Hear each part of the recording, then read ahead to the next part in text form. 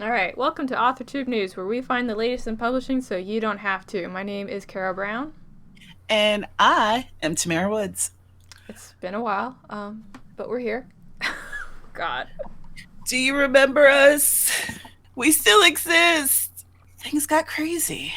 Yeah, 2020 hit us in like a very crazy way, which actually I wanted to add some segments onto the show because one of the things that I've been doing is I've actually been listening to other podcasts, and I thought we could add in like some host updates and some updates that we're actually doing with the podcast in general. So, Tamara, would you like to go first since you've had the more drastic change?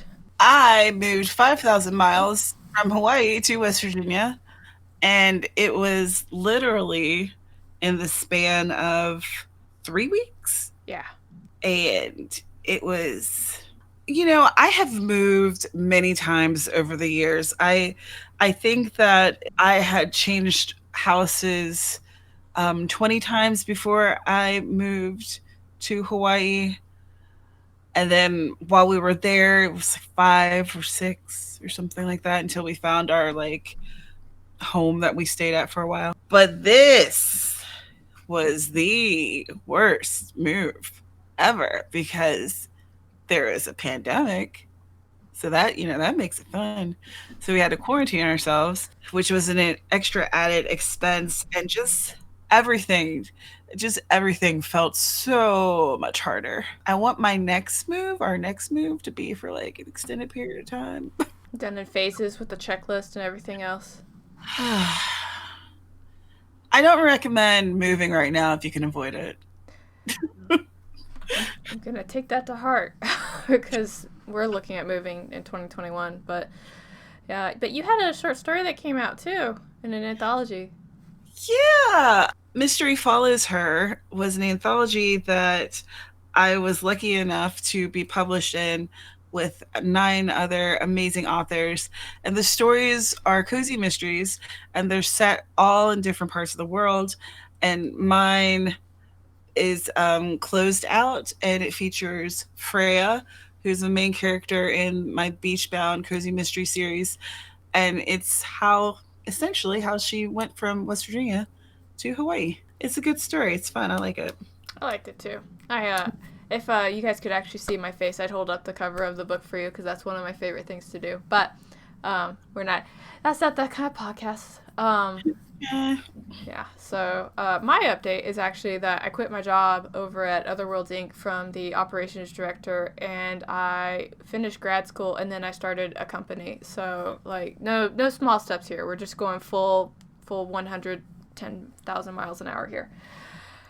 So So that's why we haven't been around yeah, as much. Things changed a lot. a lot. Yeah.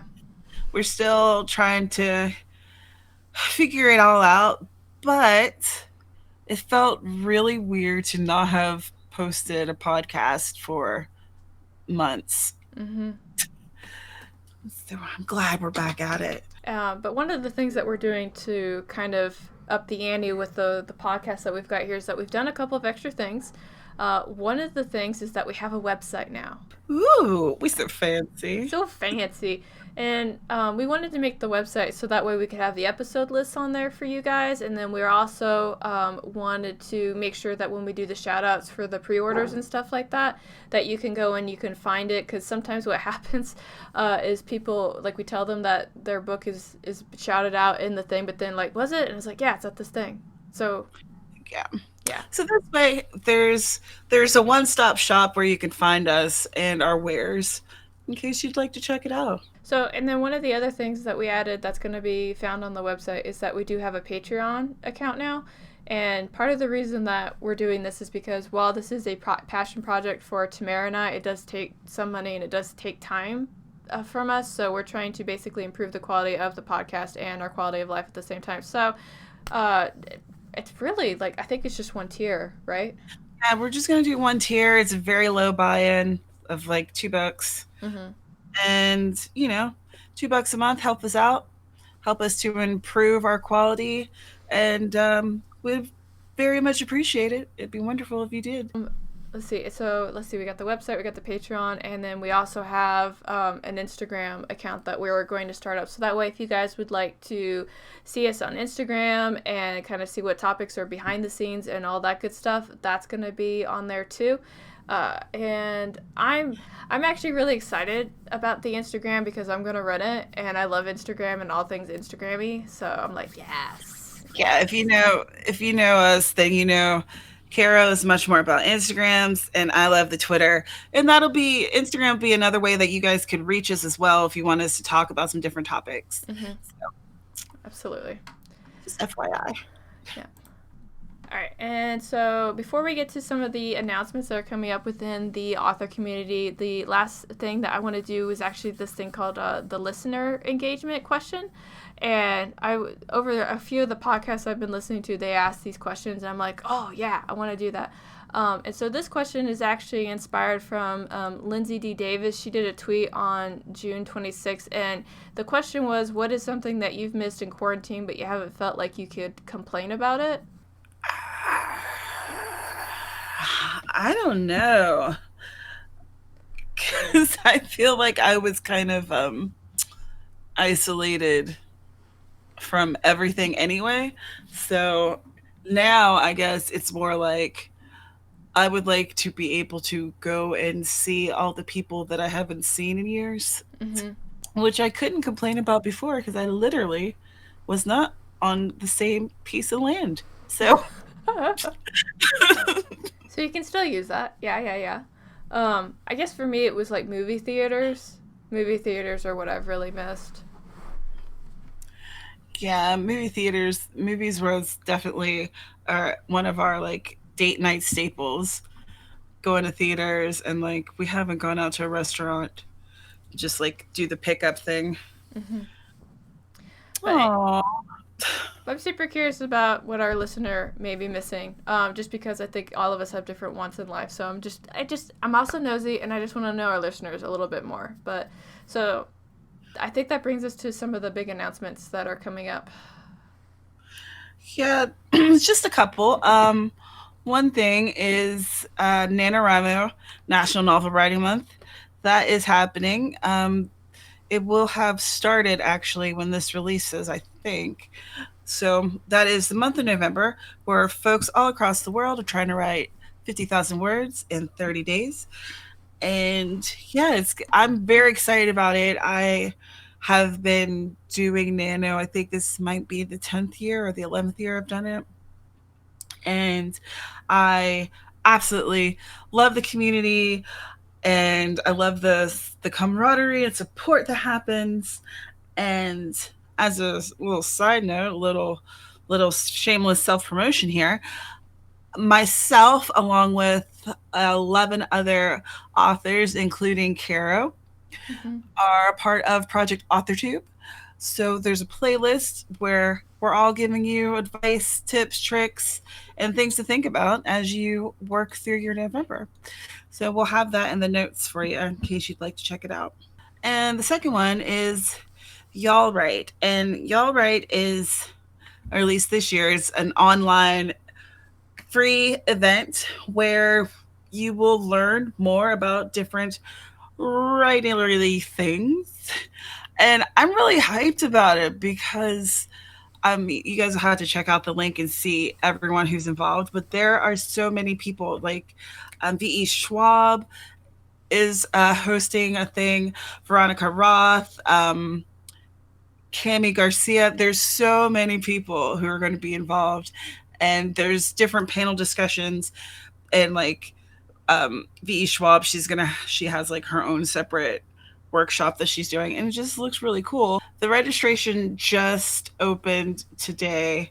So it's 2 days of panels and classes, November 13th and 14th. And the giveaways and special events start November 6th. And everything is free, and the recordings will be available after the festival. So definitely look at the link in the notes, and you'll be able to see what are the panels and the master classes, the special event and giveaways that's going to be taking place. And with that, let's get into some news. Yeah, So like Tamara and I have been kind of tracking some of the stuff that's been going on. Some of it's been newsworthy, and some of it's been kind of like meh. It's been interesting, but we did find some good articles. Now these articles aren't like recent within like the last 2 weeks. These are basically kind of some big items that have happened since the last time that we had a podcast that we thought were definitely both noteworthy and discussion worthy. Like some of these things, I was just kind of like, I wonder what other people would think about this. So, do you want to go first, or you want me to go first? You can go. Okay. So the first topic that I want to actually dive into has to do with author Conan Doyle's estate suing Netflix. Some of you may have heard about this. Some of you may have just kind of read about the headline in passing. But basically, the summary of it is that anybody can go and write fan fiction about like their favorite show, right? But when it comes to doing like formal productions of the Sherlock Holmes universe, you have to make sure that you stick with the established universe. So Conan Doyle's estate is basically suing Netflix, or they sued Netflix back in June 2020 for their adaptation of Elena Holmes by Nancy Springer.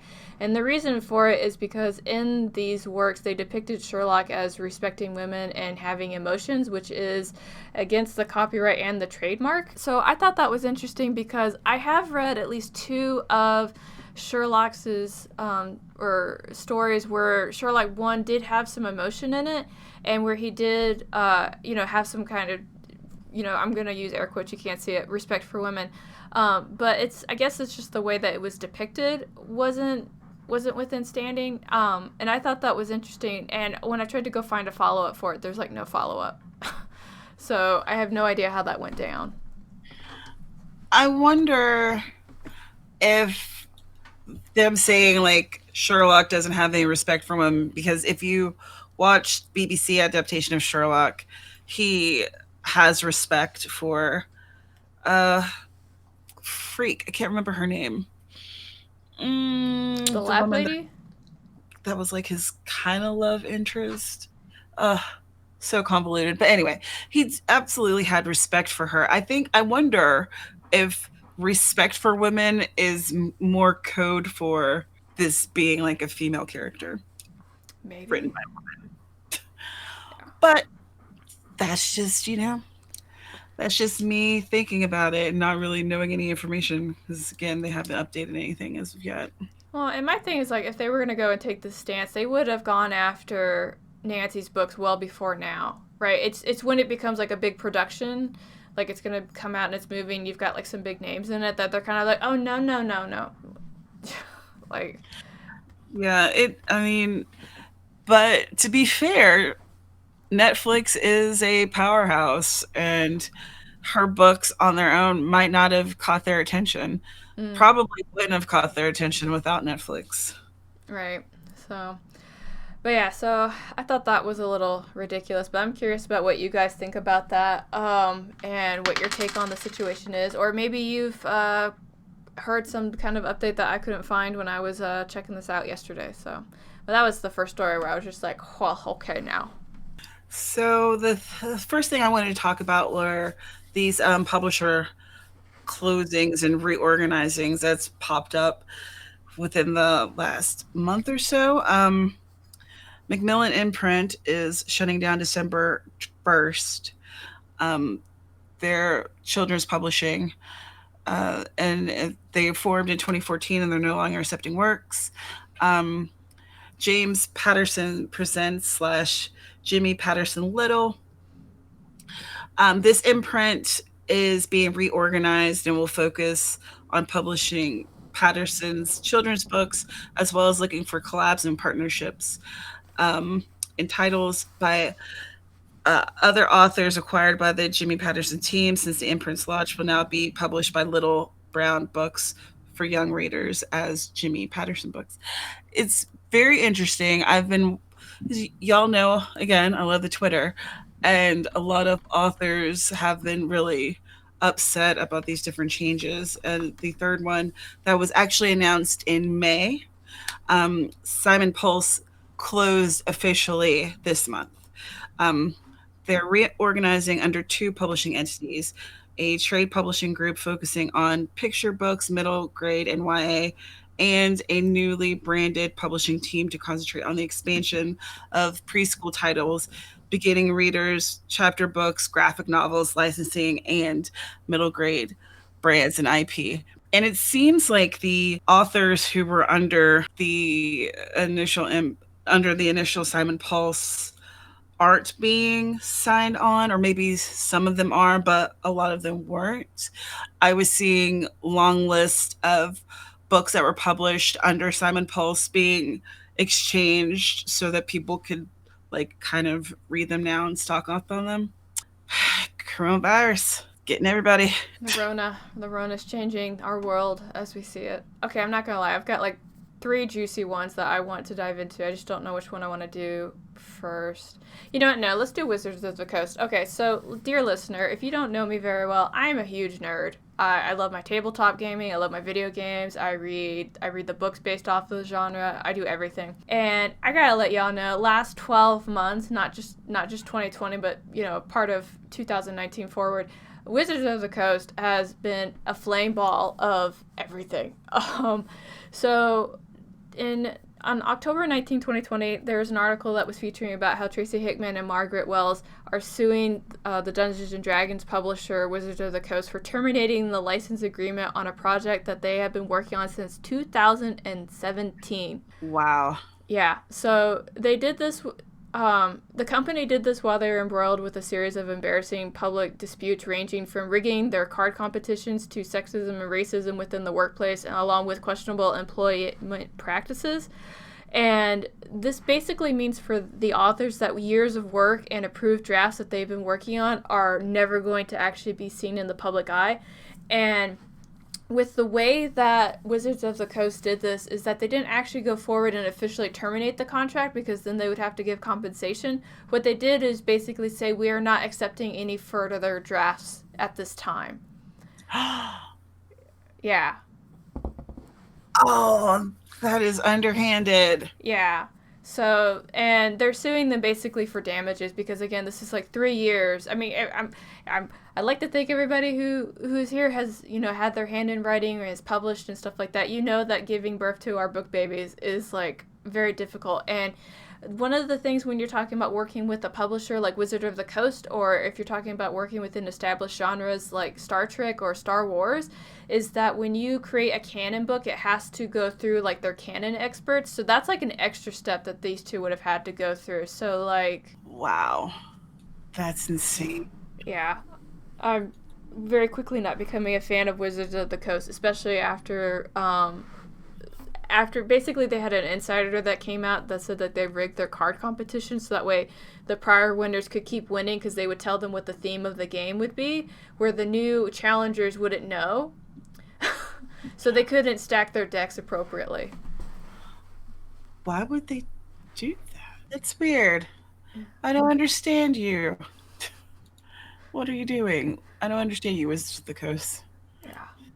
So I'm going to continue to follow that particular lawsuit because I'm very curious about how that's going to go down and how it's going to be approached. I really hope it doesn't get swept under the rug, but I don't know what they're doing and why they're doing it this way, because like I said earlier, they're like literally so many embarrassing issues right now, and it's like they're kind of like, hey, let's just put some gas on the flame because, what else are we doing? 2020, hell of a ride. Speaking of a hell of a ride, so as being part of the YouTube space as authortubers, a lot of times we all very much, we share our thoughts, feelings, interests, and within the writing realm.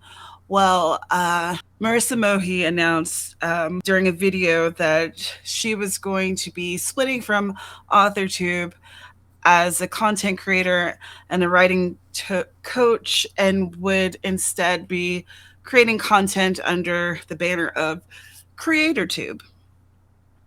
And there was other people who were interested in following suit, and a lot of conversations sparked up in the Authortube community about what is Authortube, what is CreatorTube, can the two coexist, Was there a need for a separate CreatorTube tab? And I'm very interested in the conversation, and I wanted us to talk about it a little bit, but I especially want to hear from y'all, our dear listeners, and what do you think about this? And of course, I'll have linked Marissa's announcement video so that you can see what her perspective was. But personally, initially, when I heard about CreatorTube, I was a little confused. And here's why.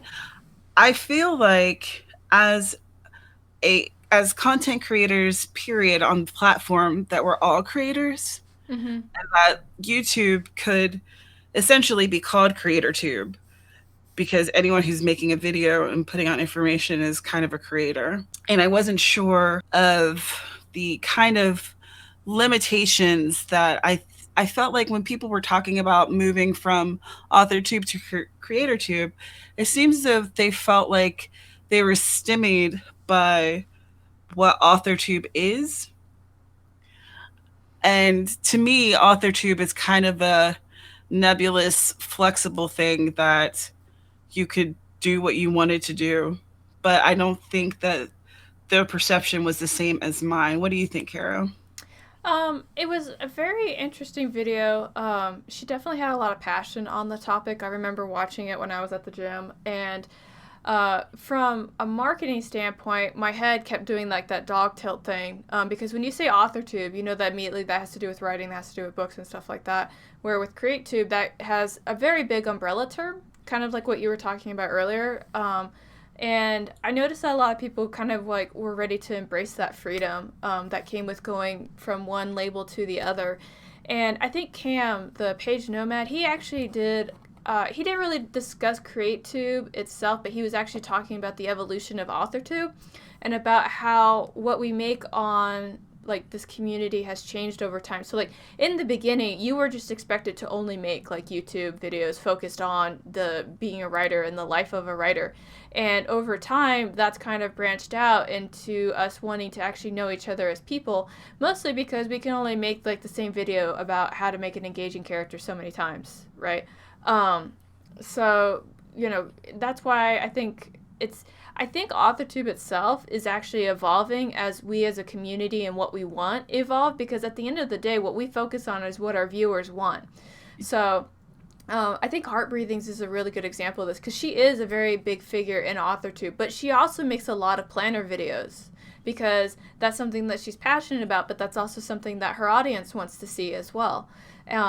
You know, just like on my channel, you know, I do author videos, but I also talk about tarot cards because I do have a section of my audience that does care about that, and I kind of focus on that. So, I like the idea of the CreateTube, but to be really honest, like I saw the video, I kind of nodded at it, and then I had like moved on after that. So. Just to briefly touch on kind of the history of AuthorTube, because I noticed that in other videos, people were confused as to why it was called AuthorTube as compared to maybe WriteTube or WriterTube. Hashtag WriteTube, myself and a few other content creators, especially Maya from Quintinian Light, rest in peace, we tried to make WriteTube a thing, but it did not catch on. And the thing about a hashtag or a community is it's only as good as the amount of members you have. Mm-hmm. So if just a select group of people are using that, then it's not really helpful. Lily Mead and Claire Ortega, they started the hashtag AuthorTube kind of brand, the community. And I think that people were attracted to the idea of being a quote unquote author.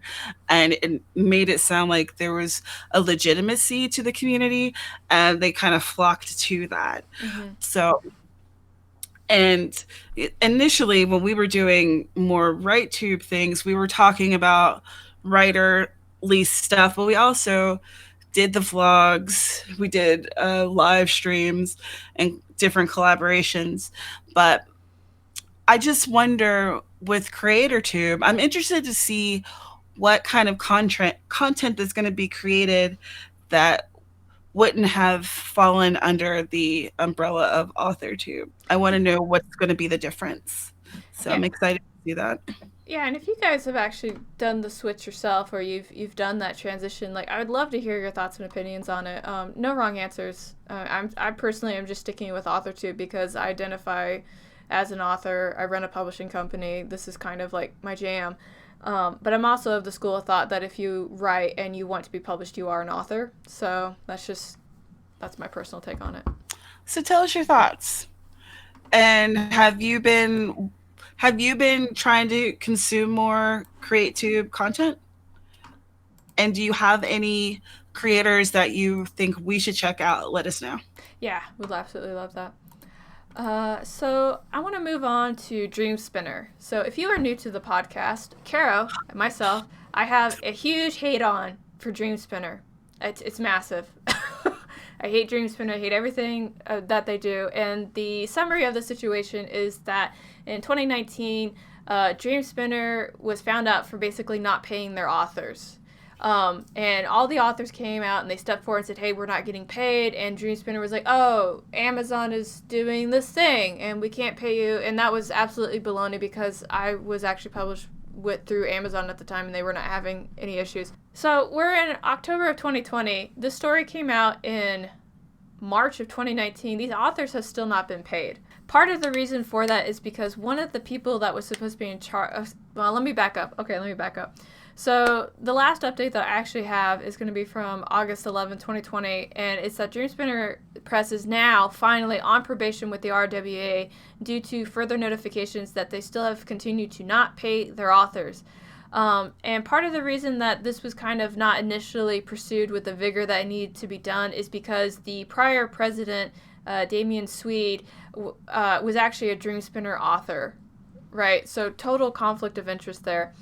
But now they're moving forward with the investigation and that they hope that the authors will be paid what they are owed, plus more, because this is absolutely ridiculous. Wow. Yeah, Dreamspinner has been one of your favorite companies to yell about on the podcast. So... Yeah, because, I mean, if you guys don't know who Dreamspinner Press is, they're basically a publisher for LGBTQ romance, right? And there's not a lot of people that are pushing that kind of genre out there. And so for me, the publishing company feels like a predator, right? And they're basically taking advantage of this group that's just wanting to make these stories and share them with the world. And now they're getting away with just not doing anything. And if you ever... I don't know if they've changed the website, but when I was initially looking up there About Us, they were at somebody's wedding, and they were just kind of like, hey, let's make a publishing company. Not one of them had any experience in publishing. So I was like, okay, great origin story. And, you know, if you are going to, like, I'm sure there's many people who've started publishing companies who didn't have a beginning with publishing, but I would hope that they would learn. Right. Like, I don't know, study it. Figure out what other people are doing. Good. Figure out some best practices. Like pay your authors. I'm going to go on a tiny rant, but I've noticed that there's people who start companies, and especially I'm thinking specifically within our author realm, whether it's whatever kind of company it may be, and they don't have any type of experience and they don't get any type of education and they don't learn what are best practices within their realm.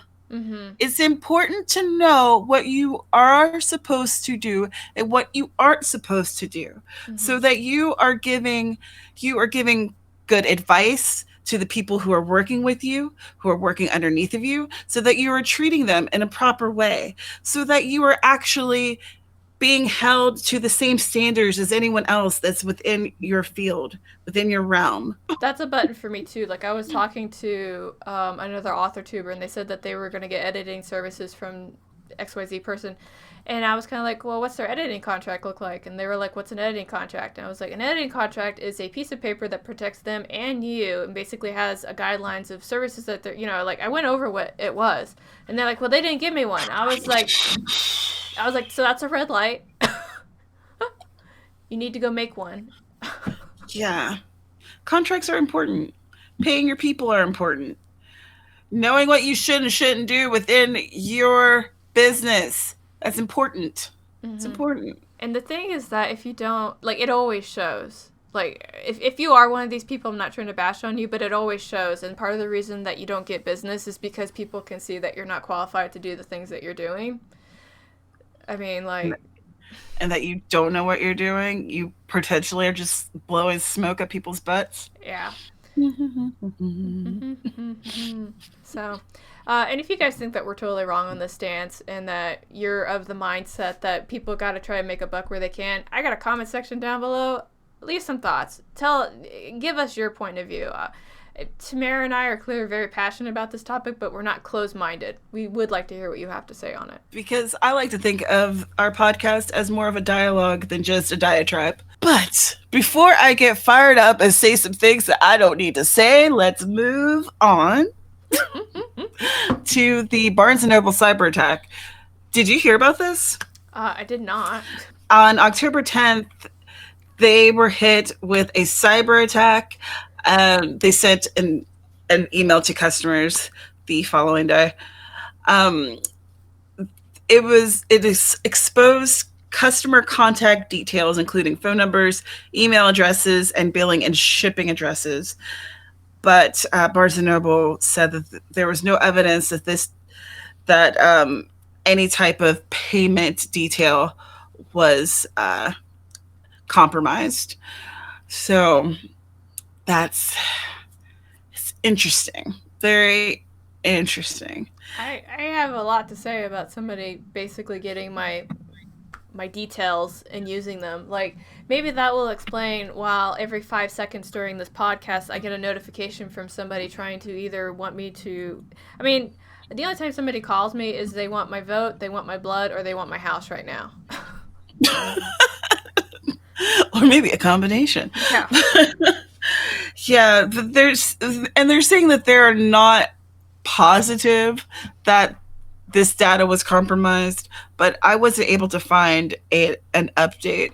So if y'all have heard about it and you have seen an update, I haven't even seen an update within like Barnes & Noble sending out an email being like, here's the update. So if I missed something and y'all caught it, let us know. I'm very interested. I have an account with Barnes & Noble, so I'm not even sure how you can check to see if your information has been compromised. Yeah, they just send an email like the community college I went to back in 2014. Like I get an email from them about once a quarter being like, oh, somebody hacked into our system. Sorry. And it's like, no, not sorry. All right. So that brings me to my last article, which has to do with our author that shall not be named, J.K. Rowling. Oh, gosh. I would love Why can't you just be quiet? She's so loud. I would love to talk about J.K. Rowling in a way that isn't, like, scandalous, but, if there's at least J.K. Rowling is staying true to form, and continues to have her stance in regards to her view on transgender individuals. And on September 26th, she's decided to up the ante, and is basically promoting Etsy vendors who have merchandise that support her statement of the line that trans women are men. So, I mean, I'm not linking the vendor because I'm not here to promote that kind of stuff. But once that happened, the vendor also added in some more merchandise, basically stating like, I stand with J.K. Rowling and everything else. And so I'm like, oh, of course, yeah. And I know, like, part of the cast of the Harry Potter movies, like, they've come out and has shared their statements, and we're going with her. Most of them are not, and I'm just kind of sitting here like, lady, you got money. You got money. Go away. You are a literal billionaire. Stop your crap. Like, I have had to separate my feelings for the Harry Potter franchise with my feelings for the author, because she is a steaming pile of trash. Yeah. Harry Potter, I enjoyed the series. I know Lindsay Ellis has actually done 2 videos called Death of the Author and focused it on J.K. Rowling and basically how her antics are kind of affecting everything. Lindsay Ellis, you say? You like my segue? That was an excellent segue. Because I, dear listener, have a story about her. But I can only tell half of the tale, and Carrow must tell the rest. I'm here for you. So, oh goodness, Lindsay Ellis is basically part of the BreadTube corner of YouTube, where she does deep dives into things that a lot of times have some type of literary bend to it. This time, she was taking on the Omegaverse, which you might not be familiar with. It is a subgenre of erotica which started in the early 2010s. Centers with an alternative universe where there's a hierarchy, like the myth of wolves having betas and alphas, right? Mm-hmm. So the alphas dominate. And within the Omegaverse, the betas are apparently more quote unquote normal.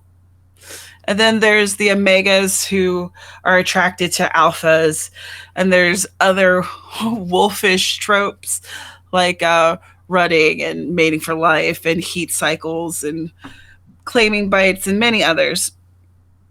And a lot of Omegaverses have started as fanfic, and then people will kind of what is called filing the serial numbers off, which taking the fanfic and repurposing it into original fiction.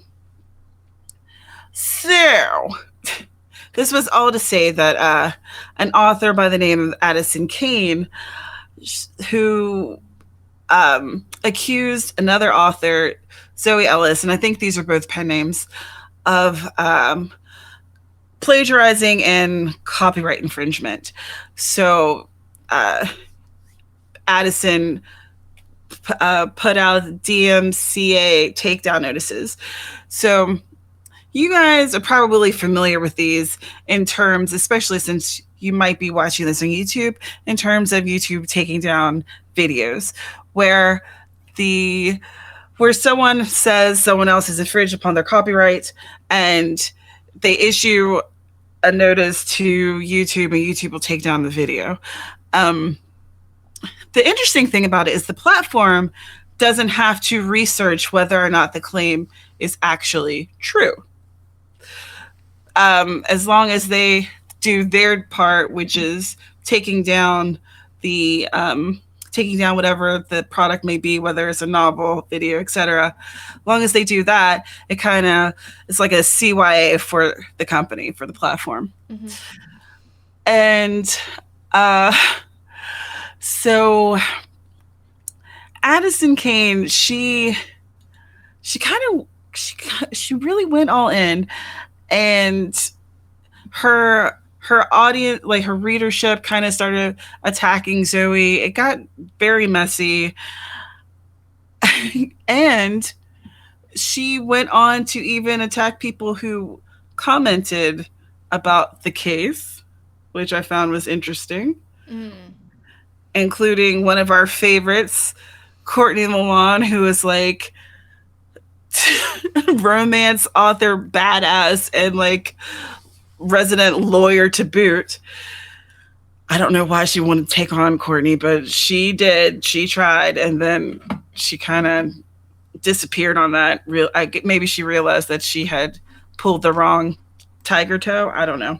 I think her breeches got too big. Like she thought that. I don't think the constant theme that I've seen in all of that is that she's not doing her research. So if for those of you who are not on Twitter a lot, Courtney Milan is basically not the person that you want to screw with on Twitter, because Lady keeps receipts and Lady does fact checking. So if you say something and it doesn't sound right, yeah, she is going to say something. And I think what was it that she said about Courtney that you and I just kind of like had paused for a moment? Oh, she said that she didn't think that she'd ever practice law. Which was Very easy fact check. Courtney Milan has a Wikipedia. Like you can look her up in like 20 seconds. Yeah.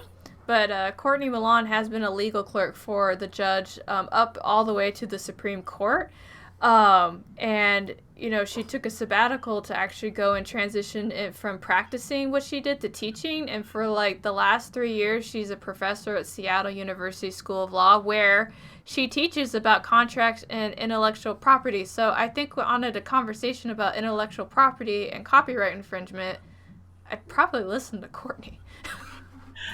Right? I was just like, wow. Wow, lady. So the court case itself ended up, wait a second, was it dismissed?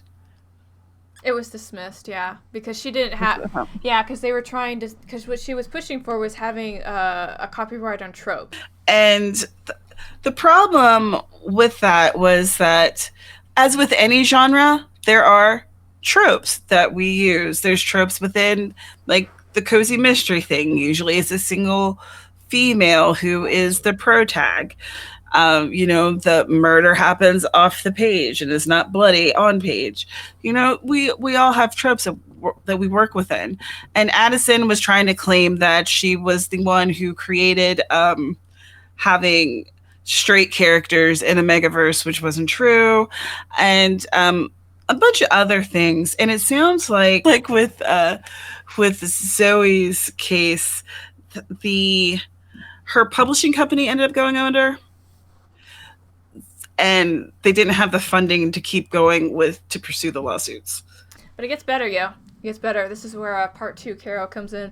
So, so like we said earlier, Lindsay Ellis, she's the one that kind of came up, and she did like her take on the lawsuit, and basically about how where all the faults in the lawsuit were. Like, it doesn't make sense for you to go after a trope because blah blah blah blah blah.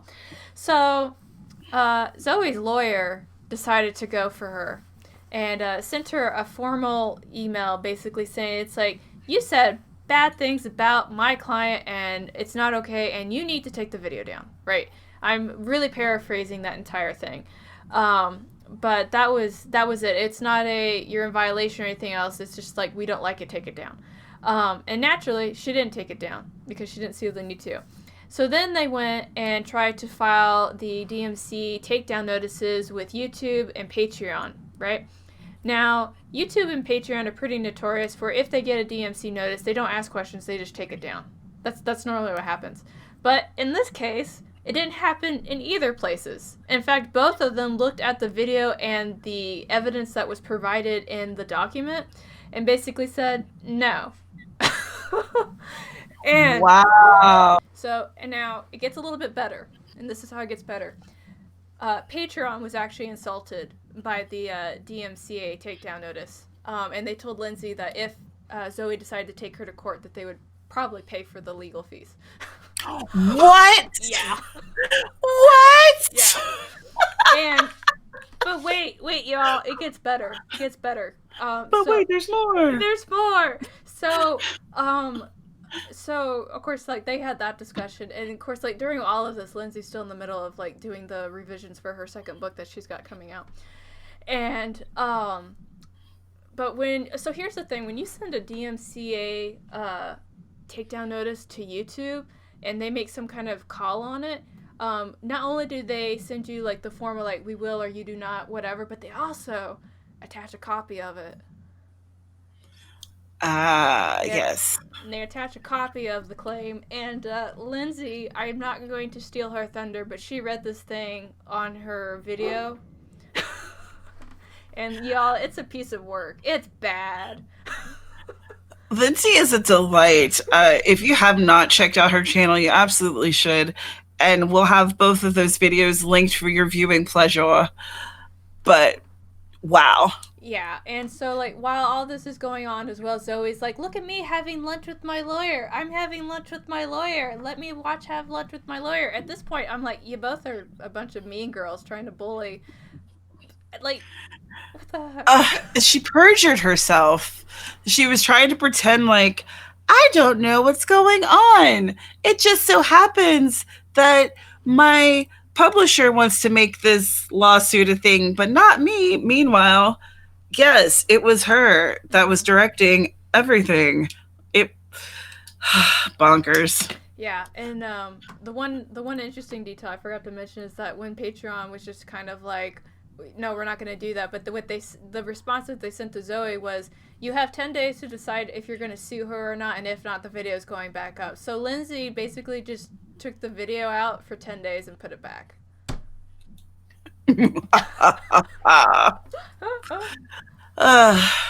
Sassafras. So much class. But it's just so interesting that both YouTube and Patreon were just kind of like, no, we're not doing that. But you guys got to go watch that video, that part 2 video. I mean, like, I can't make this stuff up, yo. Part 1 was where the facts are, I think. Part 2 is more of her talking about her own personal experience. So if you want to learn more about the lawsuit, watch part 1. So that brings us to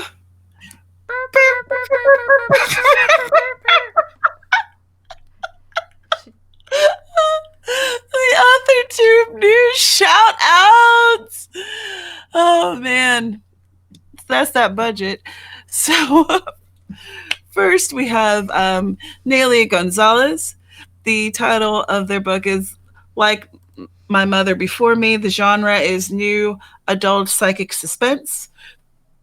And it released on October 27th on all major retailers and platforms. And we will have the link for that in the description if you'd like to. Oh, and also it'll be on our website. Oh, wow. It's a wonderful thing to add. So our next one is going to be Melissa Frey, and she is coming out with The Prophecy of the Codex. That is a supernatural action-adventure genre. It has been released on October 27th, and you can find it on Amazon. The tagline for The Prophecy of the Codex is, with the secret of the Codex finally revealed, the 4 archaeologists Kayla, Grady, Mindy, and Justin are just trying to get back to their normal lives, but Destiny has other plans. Ooh. Yeah. So the one thing that Melissa did leave for us to say is that this is book 2 of the Codex series, and it can be read before reading the first one. Okay, that's cool. So you can that's interesting. You can read them out of order. Nice. Wow. So how did that feel? How did that feel for you? It felt like I don't know.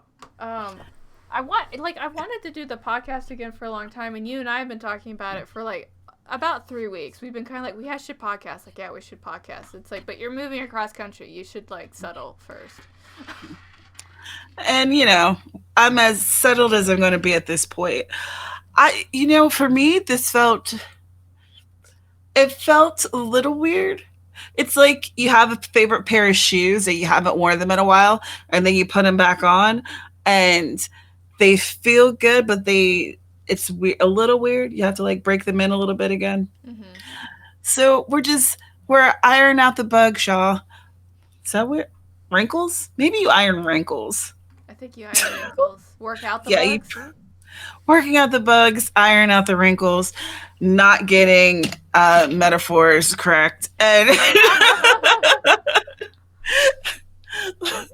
let us know, comment on the different topics, the listening engagement question, and let us know, of course, do you have any stories that you want us to cover? We have an email, the Twitter, and now the Instagram. Ooh. So shoot us some messages, y'all. Yeah. Well, that brings us to the end of the podcast. Thank you guys so much for listening to what we have to say about this. We look forward to reading your comments, and we will talk to you within 2 weeks. And I'm going to say that for certain, because if I do, then we will do it. Sounds good to me. Okay. Hope it sounds good to y'all, too. Yeah. Okay. Bye, y'all. Bye. I'm literally waving at the camera.